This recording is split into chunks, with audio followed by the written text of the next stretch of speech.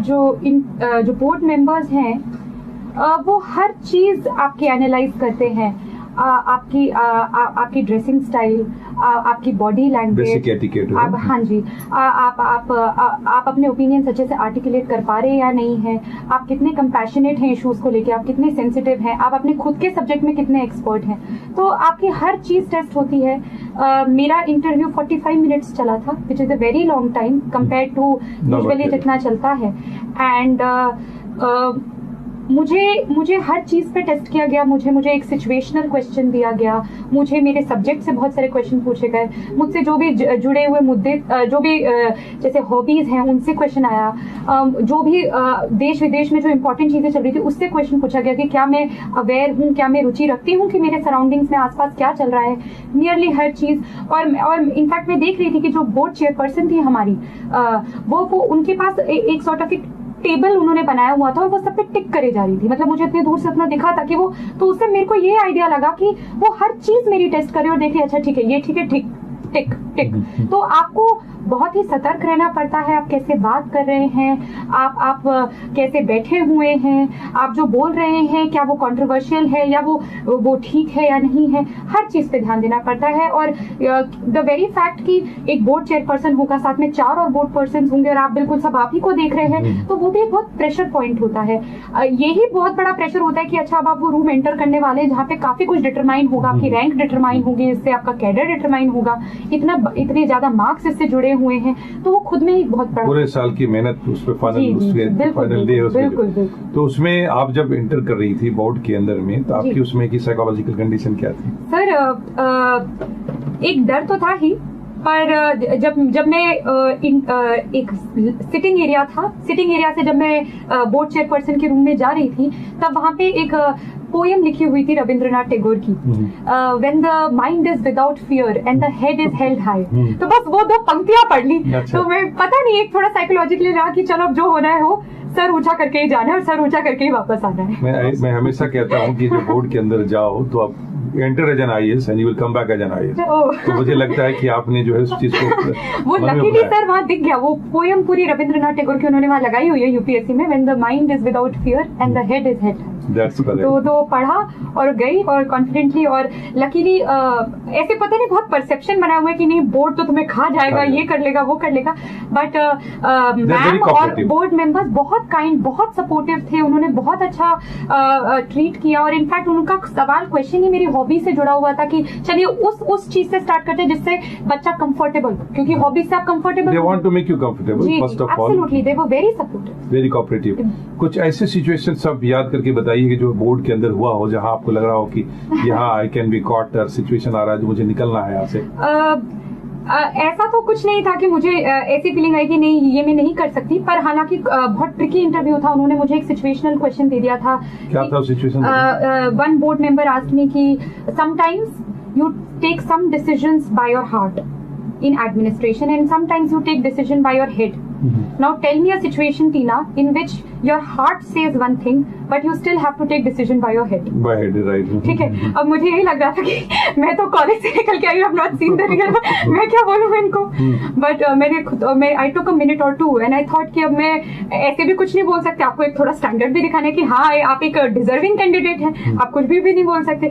फिर मैंने 1-2 मिनट सोचा, फिर मैंने बोला कि sir, whenever you see a very poor person, a very poor exploited person, आपका immediately हार्ट बहुत compassionate हो जाता है, you feel कि बस कैसे भी इसकी सफरिंग में दूर कर पाऊं। तो उस टाइम आपका हार्ट ये कहेगा, but you have to be an administrator and you always have to think कि no matter how good your intentions are, आपकी जितनी भी अच्छी feelings हो, you cannot take law in your own hands.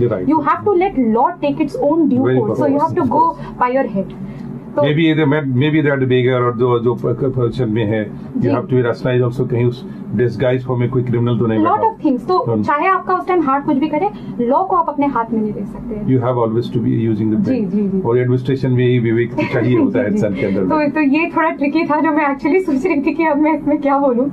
और बाकी देश विदेश की बहुत चर्चा हुई, क्योंकि मेरा ऑप्शनल भी पॉलिटिकल साइंस इंटरनेशनल रिलेशंस था। तो उन्होंने बहुत सारी जो भी हमारी नेबरिंग कंट्रीज हैं, इंडिया के रिलेशंस के बारे में बहुत कुछ पूछा, यूएसए के ऊपर बहुत क्वेश्चंस आए, इवन नॉर्मल देश के इश्यूज पे आए कि सीबीआई के बारे में बताइए, ये बताइए, वो बताइए। तो बहुत ही वेल राउंडेड इंटरव्यू था।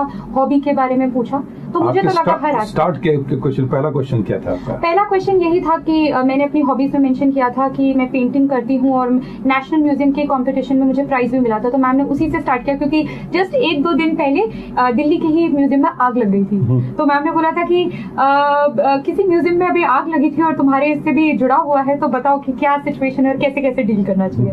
तो एडमिनिस्ट्रेटिवली काफी क्वेश्चंस पूछे। अलर्टनेस एंड अवेयरनेस की कैंडिडेट के इंटरव्यू का एंड में क्या था क्वेश्चन? इंटरव्यू के एंड में एक्चुअली मुझसे एक एग्रीकल्चर का क्वेश्चन पूछ लिया था।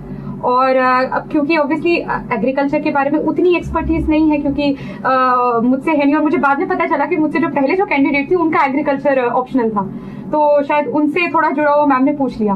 और क्वेश्चन थोड़ा हालांकि थोड़ा मुश्किल था, बट मैम बहुत सपोर्टिव थी।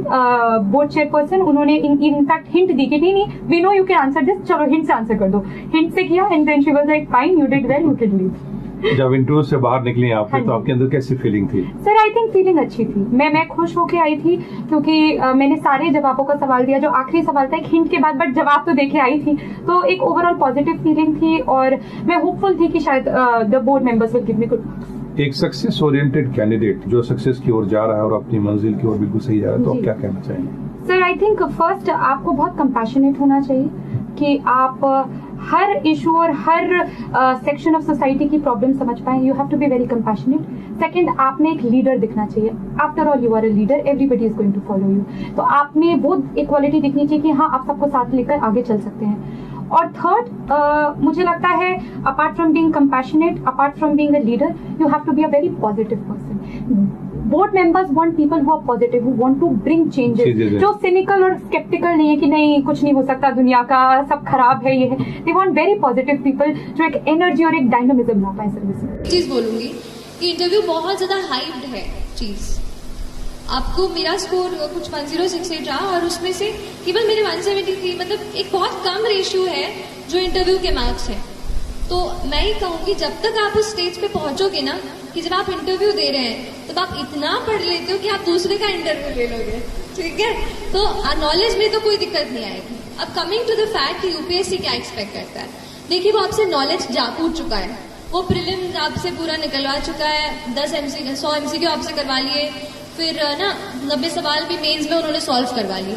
अब उन्हें आपके नॉलेज से इतनी वो नहीं है, डाउट्स नहीं है। अब वो आपको देखकर ये समझना चाहते हैं कि क्या ये कैंडिडेट इज ही और शी फिट, कि हम इसको इतनी रिस्पॉन्सिबिलिटी दे पाए, क्या इसमें वो इतना पेशेंस है, क्या वो अपने आप को एक्सप्रेस कर पा रहा है।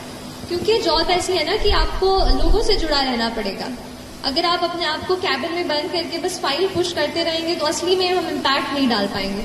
तो क्या वो एक्सप्रेस कर पा रहा है अपनी चीज को, और कॉन्फिडेंट रहिए। क्योंकि देखिए सारी चीजें सबको नहीं आती, हम एनसाइक्लोपीडिया तो नहीं है, तो कोई चीज रह जाएगी। मेरे भी इंटरव्यू में एक सवाल उन्होंने पूछा था कि कुछ ऐसा पूछा था कि आप केमिकल इंजीनियरिंग से हो तो पॉलीमर्स का एग्रीकल्चर में क्या यूज होता है।